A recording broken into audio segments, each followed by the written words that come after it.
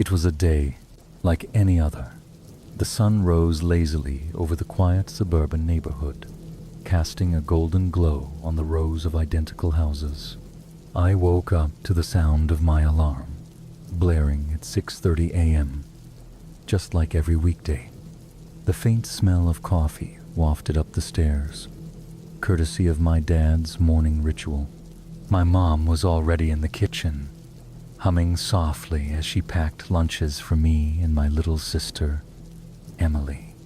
Everything was normal. Too normal. I dragged myself out of bed, my feet hitting the cold wooden floor. The house was quiet, except for the occasional clink of dishes and the muffled sound of the morning news from the living room television. I could hear Emily giggling downstairs, probably teasing Dad about his terrible dad jokes. I smiled to myself. It was just another Tuesday. After a quick shower, I headed downstairs. The kitchen was warm and smelled like toast and scrambled eggs. Mom handed me a plate without looking up, her eyes glued to her phone as she scrolled through her emails. Dad was sitting at the table, sipping his coffee and reading the newspaper. Emily was already dressed in her school uniform, her backpack slung over one shoulder as she nibbled on a piece of toast. "Morning, sleepyhead," Dad said, grinning at me over the edge of his newspaper. "Morning," I mumbled, still half asleep. I sat down at the table and started eating, barely registering the conversation around me. Mom was talking about her work schedule. Dad was complaining about the traffic, and Emily was chattering about some new game she wanted to play after school. It was all so ordinary, so predictable, but then something changed. It started with a sound, a low, distant hum that I couldn't quite place. At first, I thought it was the fridge or maybe the dishwasher, but it grew louder, more insistent. It wasn't coming from inside the house. It was outside. I froze, my fork halfway to my mouth. "Do you guys hear that?" I asked, my voice barely above a whisper. Mom paused mid-sentence, her brow furrowing. "Hear what?" The hum grew louder, vibrating through the walls. It wasn't just a sound anymore, it was a feeling, like the air itself was alive and pulsing. Emily dropped her toast, her eyes wide. Dad stood up, his chair scraping against the floor. "What the hell is that?" he muttered, walking toward the window. I followed him, my heart pounding in my chest. The hum was deafening now, and I could feel it in my bones. I peered out the window, my breath fogging up the glass. The street was empty, just like it always was at this time of day. But something was wrong. The golden morning light had turned a sickly green, casting an eerie glow over everything. The trees swayed unnaturally, as if caught in a wind that didn't exist. And then I saw it. A shadow. It moved across the street, too fast to make out any details. But I could feel it watching us. The hum grew louder, almost unbearable. And then silence. Dead silence. What was that?" Emily whispered, her voice trembling. I didn't have an answer. None of us did. And then the television in the living room crackled to life, static filling the screen before a harsh, robotic voice cut through the silence. "Emergency alert. If you see red eyes, hide immediately," the message repeated over and over, each word sending a chill down my spine. I turned to my parents, their faces pale and drawn. "What does that mean?" I asked, my voice shaking. Before anyone could answer, the lights flickered and went out. The house was plunged into darkness, and the hum returned, louder than before. Something was outside, and it was coming closer. The hum outside grew louder, vibrating through the walls of our house. My heart raced as I pressed myself against the window, trying to catch another glimpse of the shadow. But the street was empty, bathed in that unnatural green light. The emergency alert kept blaring from the television, the robotic voice repeating the same chilling message. Emergency alert. If you see red eyes, hide immediately. What does that even mean? Emily whispered, clutching my arm. Her small hands were trembling. I don't know, I said, my voice barely audible over the noise. But we need to stay calm. Dad rushed to the front door and locked it, his hands shaking as he fumbled with the bolt. Everyone, stay away from the windows, he ordered, his voice firm but laced with fear. Mom grabbed her phone and started dialing, but the screen was blank. No signal, she muttered, her face pale. Nothing's working. The hum outside suddenly stopped, leaving an eerie silence in its wake. For a moment, I thought it was over.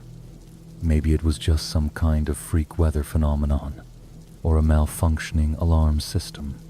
But then, I heard Ita's soft, rhythmic tapping on the window.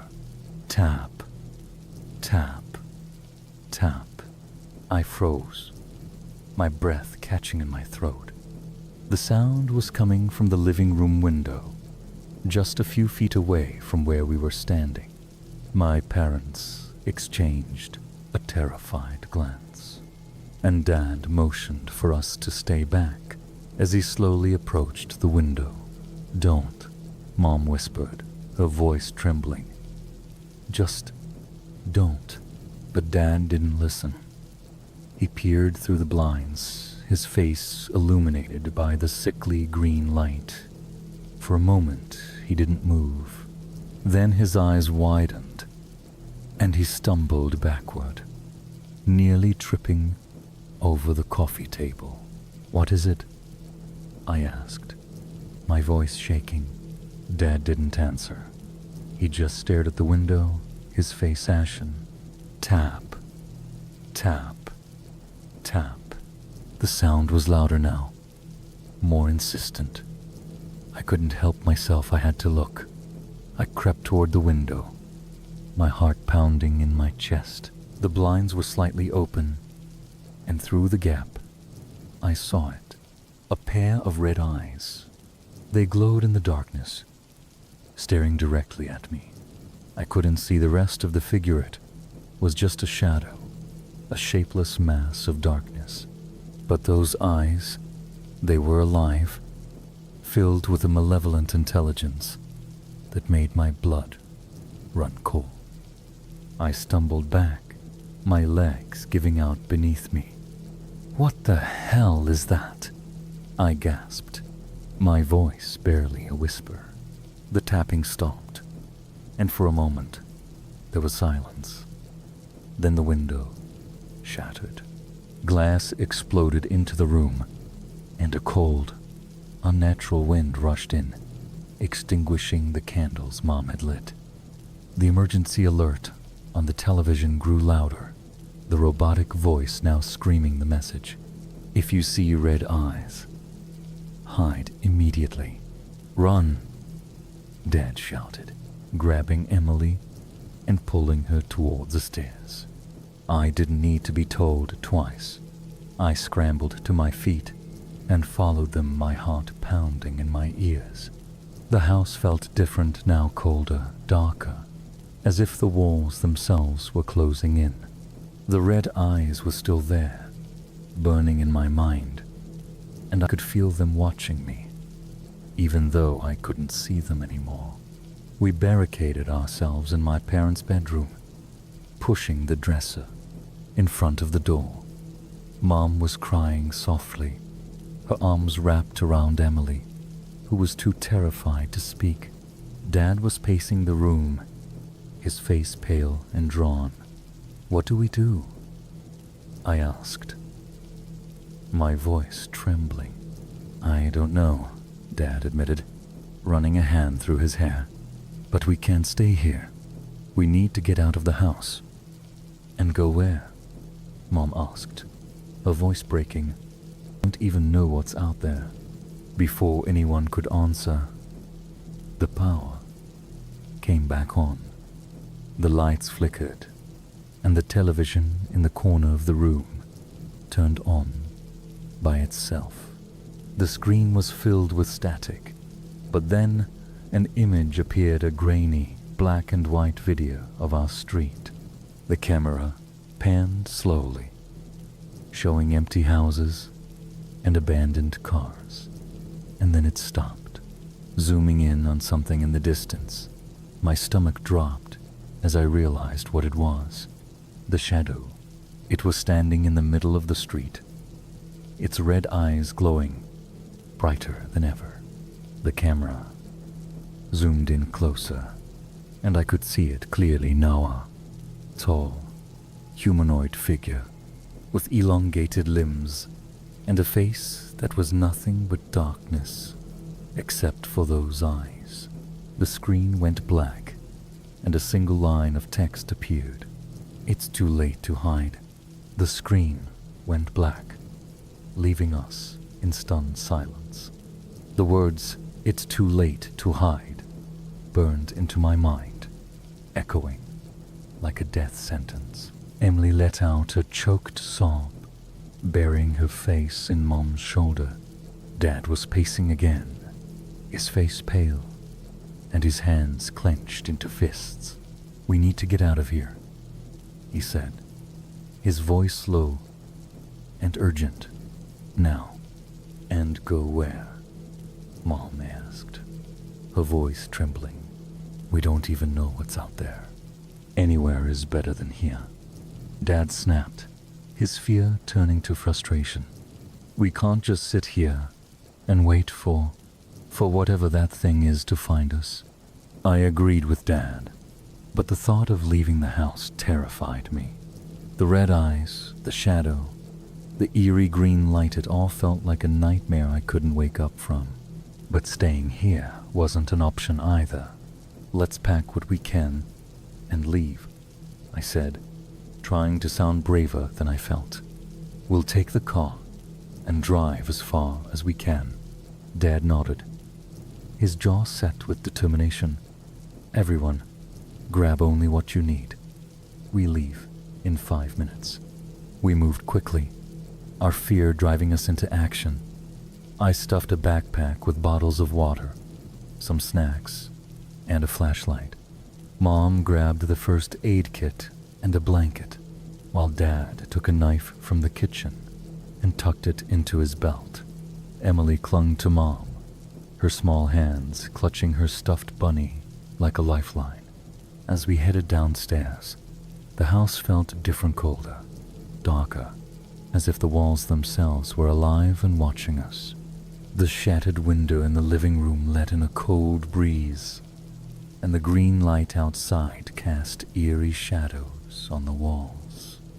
I couldn't shake the feeling that we weren't alone. Dad peeked through the front door's peephole, his breath fogging up the glass. "I don't see anything," he whispered. "Let's go." He unlocked the door and slowly pushed it open, the hinges creaking loudly in the silence.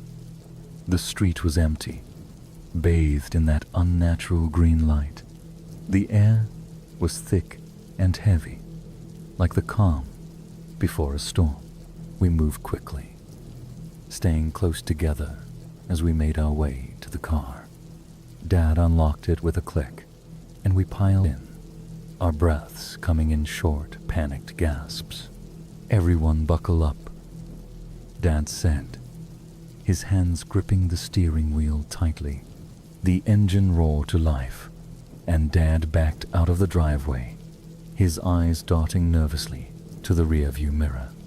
The street was eerily quiet, the only sound, the hum of the car's engine. "Where are we going?" Emily asked, her voice small and scared. "Away from here," Dad said, his tone leaving no room for argument. We drove in silence, the tension in the car palpable. The green light seemed to follow us, casting everything in an unnatural glow. I kept glancing out the window, half expecting to see the shadow or those glowing red eyes, but the streets were empty, the houses dark and lifeless. After about 10 minutes, Dad pulled into a gas station. "We need fuel," he said, parking next to a pump. "Stay in the car." He got out and started filling the tank, his eyes scanning the area nervously. I watched him through the window, my heart pounding in my chest. The gas station was deserted, the lights inside flickering ominously. And then I saw it, a figure standing at the edge of the parking lot, just beyond the reach of the green light. It was tall and thin, its limbs unnaturally long. Its face was a void of darkness, except for those glowing red eyes. "Dad?" I screamed, my voice cracking with fear. He turned, his eyes widening as he saw the figure. It started moving toward him, its movements jerky and unnatural, like a puppet on strings. Dad dropped the gas nozzle and ran back to the car, jumping into the driver's seat. "Hold on," he shouted, slamming his foot on the accelerator. The car lurched forward, tires screeching as we sped out of the gas station.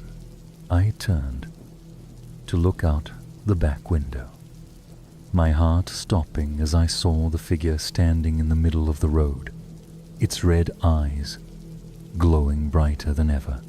"What is that thing?" Mom whispered, her voice trembling. "I don't know," Dad said, his knuckles white steering wheel. "But we need to keep moving." We drove for what felt like hours, the green light never fading. The roads were empty, the world outside our car eerily silent. It was as if we were the only people left, trapped in some kind of nightmare. Eventually, Dad pulled over on the side of the road, his hands shaking as he turned off the engine. "We need to rest," he said, his voice heavy with exhaustion. "But we'll take turns keeping watch." No one argued. We were all too tired, too scared to think clearly. Dad took the first watch, sitting in the driver's seat with a knife in his lap. Mom and Emily curled up in the back seat, their breathing slow and uneven. I sat in the passenger seat, my eyes glued to the window, watching for any sign of movement. The hours dragged on, the green light casting strange shadows on the road. My eyelids grew heavy, but I forced myself to stay awake. Every sound, the rustle of leaves, the creak of the car made my heart race. And then I saw it, a pair of red eyes, glowing in the darkness just beyond the tree line. They were watching us, unblinking, filled with a malevolent intelligence that made my blood run cold. "Dad," I whispered, my voice trembling. "It's here." He turned, his eyes widening as he saw the ice. "Get down," he ordered, his voice low and urgent. We ducked, our breaths coming in short, panicked gasps. The red eyes moved closer, the figure stepping out of the shadows. It was tall and thin, its limbs unnaturally long. Its face was a void of darkness, except for those glowing eyes. It stopped just a few feet from the car, its head tilting to the side as if studying us. I could feel its gaze, cold and unrelenting, piercing through the glass. And then it spoke. Its voice was low and guttural, like the growl of an animal, but the words were clear. "You can't run." The creature's voice echoed in the silence, its words sending a chill down my spine. "You can't run." I froze, my heart pounding so loudly I was sure the thing outside could hear it. Dad gripped the knife tighter, his knuckles white, but his hands were shaking. Mom clutched Emily to her chest, shielding her, as if her arms alone could protect her from the nightmare outside.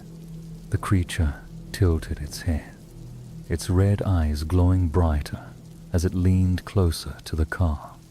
Its long, spindly fingers scraped against the window, leaving deep gouges in the glass. The sound was like nails on a chalkboard, sending shivers through my entire body. "Stay back," Dad shouted, his voice cracking with fear. The creature let out a low, guttural laugh that made my skin crawl. It stepped back, its movements unnaturally fluid, and then it lunged. The car shook as it slammed into the side, its claws raking across the metal. Emily screamed, her voice piercing the air, and Mom pulled her closer, whispering frantic reassurances. Dad fumbled with the keys, his hands trembling as he tried to start the engine. Come on," he muttered, turning the key. The engine sputtered but didn't start. The creature slammed into the car again, the force of the impact knocking us sideways. The windows cracked, spiderweb fractures spreading across the glass. "We need to get out of here," I shouted, my voice barely audible over Emily's screams. Dad turned the key again, and this time the engine roared to life. He slammed his foot on the accelerator, and the car shot forward, tires screeching against the asphalt. The creature let out a deafening roar, its red eyes glowing like embers as it chased after us. I turned to look out the back window, my heart in my throat. The creature was fast too fast. It moved like a shadow, its long limbs propelling it forward with terrifying speed. "It's gaining on us," I yelled, my voice cracking. Dad swerved onto a narrow side road, the tires skidding as we took the turn too fast. The creature followed, its red eyes never leaving us. The road was dark, the green light barely penetrating the thick trees that lined either side. And then the car sputtered. "No, no, no," Dad shouted, slamming his hand against the steering wheel. The engine died, and the car rolled to a stop in the middle of the road. The creature was still coming, its red eyes glowing brighter as it closed the distance. "Everyone out," Dad ordered, grabbing the knife and throwing open his door. We scrambled out of the car, our breaths coming in short, panicked gasps. The forest loomed around us, the trees casting long, twisted shadows in the green light. The creature was almost on us, its guttural growls growing louder with every step. "Run," Dad shouted, pushing us toward the trees. We ran, our feet pounding against the dirt path. Branches clawed at my face and arms, but I didn't stop. I could hear the creature behind us, its footsteps heavy and deliberate. Emily was crying, her small legs struggling to keep up, so I grabbed her hand and pulled her along. "This way," Mom shouted, veering off the path and into the dense underbrush. We followed her, the darkness closing in around us.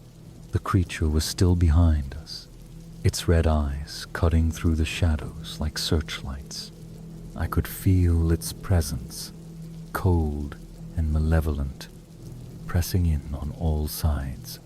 And then we reached a clearing. In the center of the clearing was an old, crumbling house, its windows broken and its roof sagging. It looked like it had been abandoned for decades, but it was our only chance. "Inside!" Dad shouted, leading the way. We burst through the front door, the wood splintering under our weight. The air inside was thick with dust and decay, the floorboards creaking under our feet. Dad slammed the door shut and pushed a heavy cabinet in front of it, but we all knew it wouldn't hold for long. The creature was outside, its growls growing louder as it approached the house. Its shadow passed by the windows, the red eyes glowing like twin flames. "What do we do?" Emily whispered, her voice trembling. "We fight," Dad said, his voice firm despite the fear in his eyes. The creature slammed into the door, the force of the impact shaking the entire house. The cabinet groaned under the pressure, the wood splintering. "Stay behind me," Dad ordered, gripping the knife tightly. The door burst open, the cabinet flying across the room. The creature stepped inside, its red eyes scanning the room until they landed on us. It let out a low, guttural growl, its claws flexing as it moved closer. Dad lunged forward, slashing at the creature with the knife. The blade connected, but it didn't seem to hurt the thing. It just laughed, a deep, guttural sound that made my blood run cold. "Run!" Dad shouted, his voice filled with desperation. But it was too late. The creature grabbed him, its claws digging into his shoulders as it lifted him off the ground. Dad screamed, his voice filled with pain and terror, and I felt something inside me snap. "Let him go!" I shouted, grabbing a piece of broken wood from the floor and charging at the creature. I swung the wood with all my strength, hitting the creature in the side. It roared in anger, dropping Dad and turning its attention to me. Its red eyes burned with fury, and I knew I was out of time. And then, just as it lunged at me, the floor beneath us gave way. The floor gave way with a deafening crack, and we fell into the darkness below. The air was thick with dust and the smell of decay, and for a moment, I couldn't see anything. My body hit the ground hard, knocking the breath out of me. I lay there, dazed and disoriented, as sound of crumbling wood and shifting debris echoed around me. "Mom? Emily?" I called out, my voice hoarse and trembling. "I'm here," Mom replied, her voice weak but steady. "Me too," Emily whispered, her voice barely audible.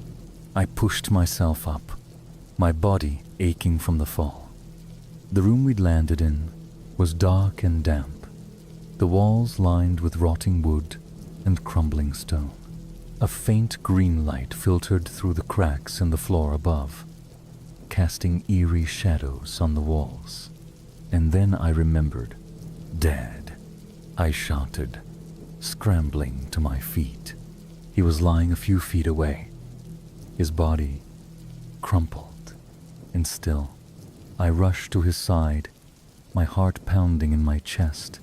His face was pale, and his breathing was shallow, but he was alive. "Dad, wake up," I pleaded, shaking him gently. He groaned, his eyes fluttering open. What happened?" "We fell," I said, relief flooding through me. But we're okay. We're all okay. For a moment, I allowed myself to hope. Maybe the creature was gone. Maybe we were safe. But then I heard it. A low guttural growl echoed through the room, sending a chill down my spine. I turned slowly, my heart pounding in my chest, and saw the creature standing in the shadows. Its red eyes glowed like embers, and its claws flexed as it stepped closer. "No," I whispered, my voice trembling. "No, no, no." The creature lunged, its claws slashing through the air. I grabbed a piece of broken wood from the floor and swung it with all my strength, hitting the creature in the side. It roared in anger, its red eyes burning with fury.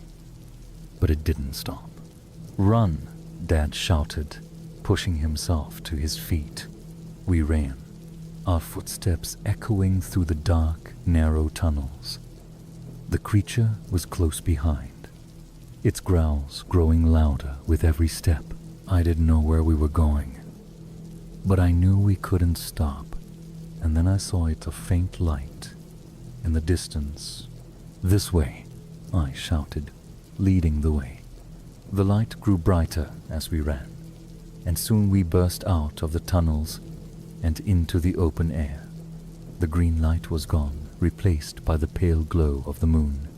We were in the middle of the forest, the trees towering above us like silent sentinels.